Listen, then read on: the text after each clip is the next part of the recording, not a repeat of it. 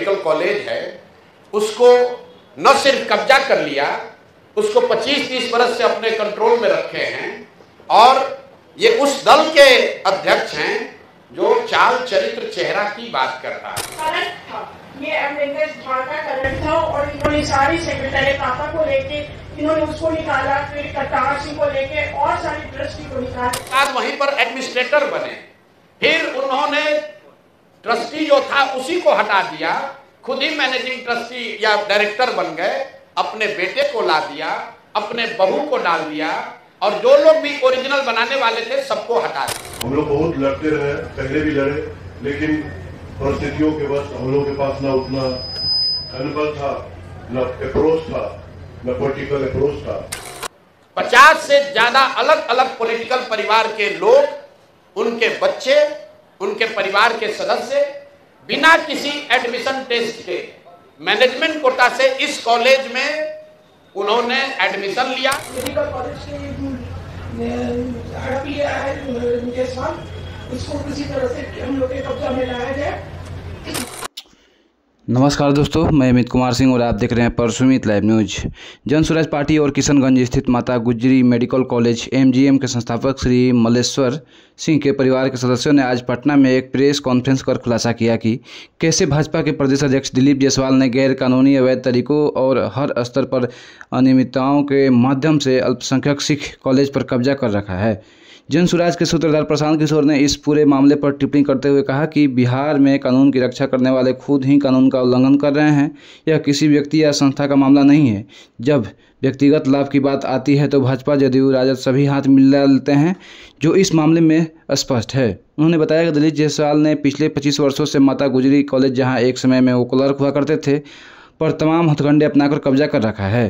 College के संस्थापक सरदार मल्लेश्वर सिंह के बेटे करतार सिंह के जरिए उन्होंने पहले रविवार परिवार के दूसरे ट्रस्टी गुरदयाल सिंह को ट्रस्ट से बाहर कराया और फिर खुद करतार सिंह पर दबाव बनाकर उन्हें किशनगंज छोड़ने पर मजबूर कर दिया।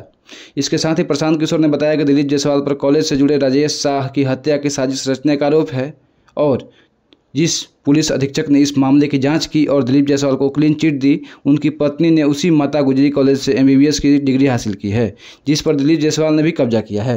आइए देखिए प्रशांत किशोर जी और तमाम लोग जो है किस तरह से दिलीप जायसवाल पर आरोप लगाते हैं। देखिए, ये बात किसी एक व्यक्ति, एक संस्था की नहीं है। बिहार में जो कानून के रक्षक हैं, जिनके कंधों पर ये जिम्मेवारी है कि कानूनी व्यवस्था बनी रहे, कैसे वो लोग सरेआम कानून का उल्लंघन कर रहे हैं और किसी परिवार का, किसी व्यक्ति का, किसी संस्था का जो प्रॉपर्टी है, जो मेडिकल कॉलेज है, उसको न सिर्फ कब्जा कर लिया, उसको 25-30 बरस से अपने कंट्रोल में रखे हैं। और ये उस दल के अध्यक्ष हैं जो चाल चरित्र चेहरा की बात कर रहा है। ये वो दिलीप जायसवाल हैं जो बीजेपी के अध्यक्ष हैं और साथ ही राबड़ी देवी के मुंह बोले भाई भी हैं। ध्यान रखिए, ये कब्जा इसलिए नहीं किए हैं कि ये बीजेपी के अध्यक्ष है। ये कब्जा इसलिए कर पाए हैं कि हमाम में सब नंगे हैं। ये सारे नेता एक साथ मिलके, जिसमें राजद के लोग भी शामिल हैं और जिसमें भाजपा के लोग भी शामिल हैं, सुबह शाम राजद का नेतृत्व ये कह रहा है कि हम लोग भाजपा से लड़ाई लड़ रहे हैं और भाजपा का अध्यक्ष, राज्य का अध्यक्ष, उसने एक सिखों के कॉलेज को जबरदस्ती कब्जा किया हुआ है।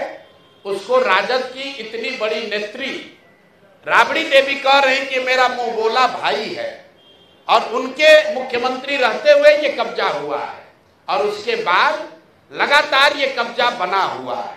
तो ये दिखाता है कि भाजपा, राजद, जदयू, ये सब when it comes to personal profiteering, व्यक्तिगत लाभ की जहां बात आती है तो ये सब लोग आपस में मिल जाते हैं।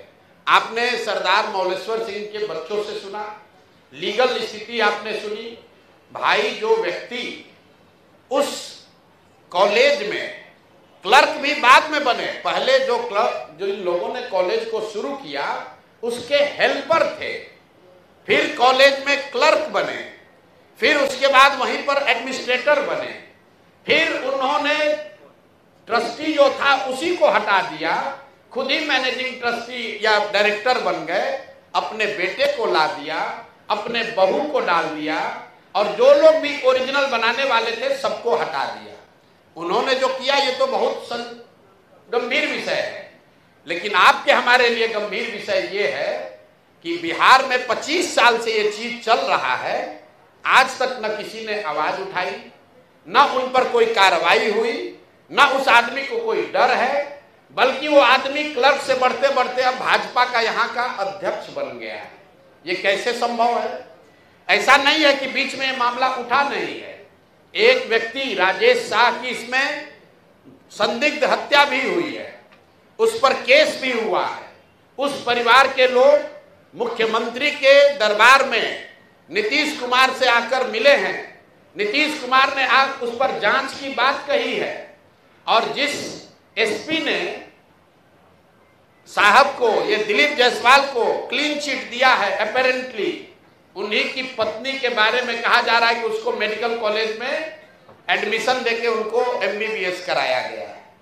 तो ये जो पूरा मॉडल है कि इस कॉलेज का इस्तेमाल राजनीतिक लाभ और पैट्रोनेज के लिए खुलेआम 25 साल से किया जा रहा है।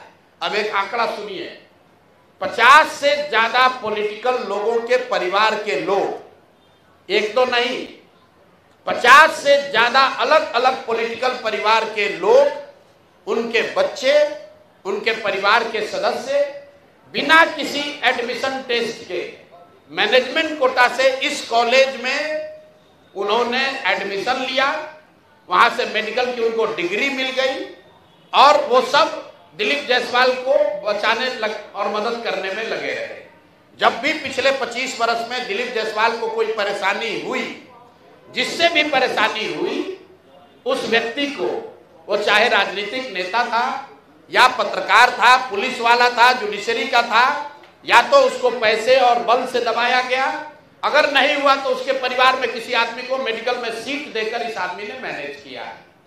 और इतनी बड़ी बात 25-30 साल से लगातार चल रही है, और किसी की हिम्मत नहीं है कि दिलीप जायसवाल पर सवाल उठाए। तो जन सुराज ने तय किया है कि हम लोग इस मामले को न सिर्फ उठाएंगे बल्कि इसको समाज में, जनता के बीच रखेंगे।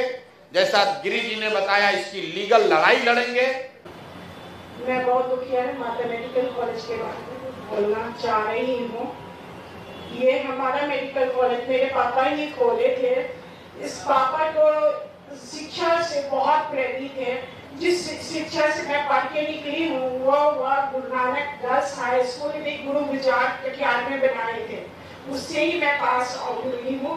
उसके बाद फिर मैं पटना में हमारी पढ़ाई में, मेरे पापा 2 टर्म्स MLC भी आए हैं, विधायक थे। हमारे पापा सारा कुछ काम करते हैं, पर इसमें इतनी षड्यंत्र करके हमारे कॉलेज को एक कलंक था, ये अमरिंदर झा का कलंक था, और इन्होंने सारी सेक्रेटरी पापा को लेके इन्होंने उसको निकाला, फिर करतार सिंह को लेके और सारी ट्रस्टी को निकाल के फिर इन्होंने अवैध तरीका से गैर कानूनी, कोई भी लॉ में नहीं है। मैं लॉ की बात को कुछ जानती नहीं हूँ, लॉ के बारे में मेरे ब्रदर बताएंगे। आज मैं इसलिए शामिल हूँ अपने ब्रदर के साथ हूँ, सरकार गुजरात सिंह के साथ, जो ट्रस्टी है। हम 5 सिस्टर हैं, 5 सिस्टर हम गुजरात सिंह के साथ हैं। जो भी जहाँ भी जैसे मैं प्रशांत किशोर को भी बोला था, आगे पीछे नहीं हटना, ये हमारा मान रखना और हमें जिताने मेरे कॉलेज को मेरे हाथ में देना, इनके लिए मैं सदा आपकी आभारी बनी रहूँगा।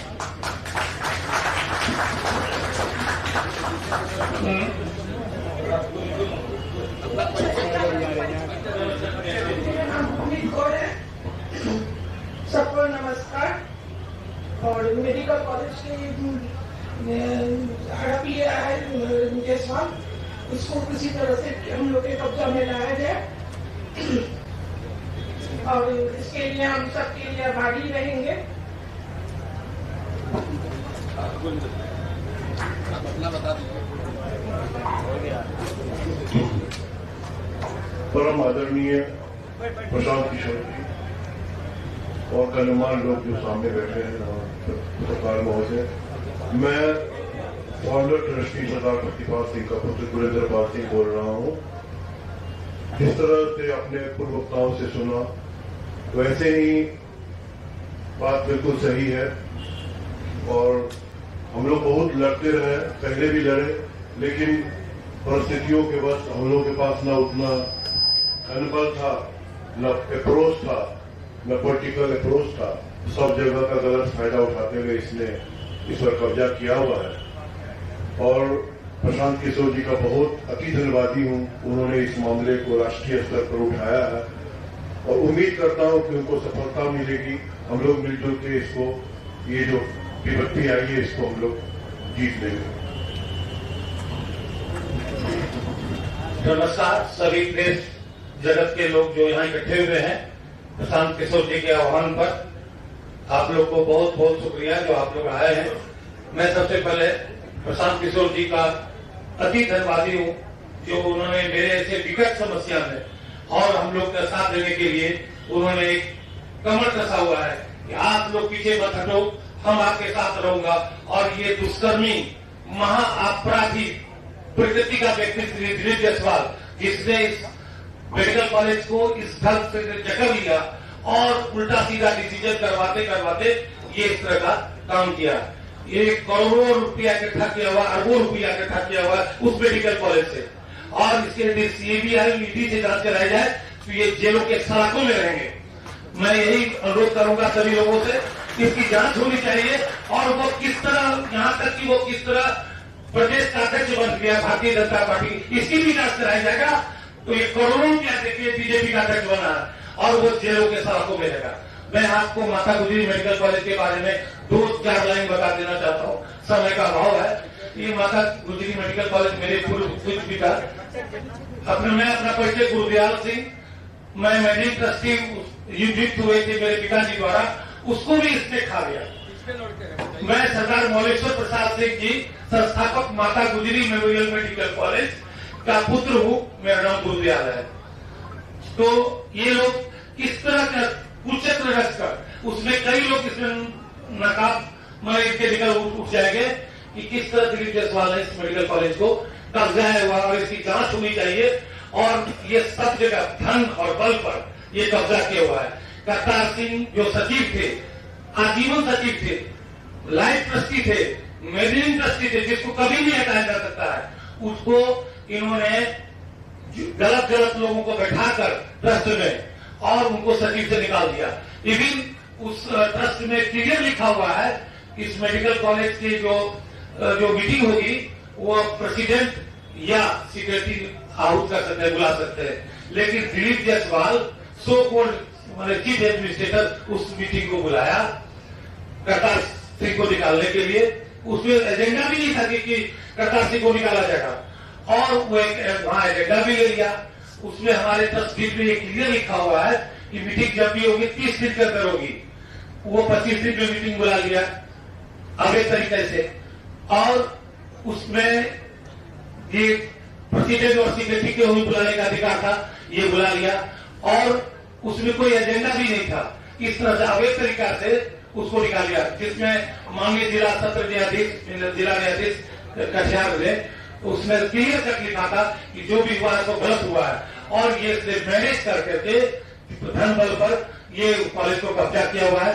हम आप लोग सभी बंधुओं से अनुरोध करूंगा, मैं सदा सच बोलता हूँ और बोलते रहूंगा जब तक ये हमको भी हो सकता कल मरवा दे। आपको मैं बता देता हूँ, ये मरवा नहीं सकता मुझे, ये इस तरह का व्यक्ति है। धन्यवाद।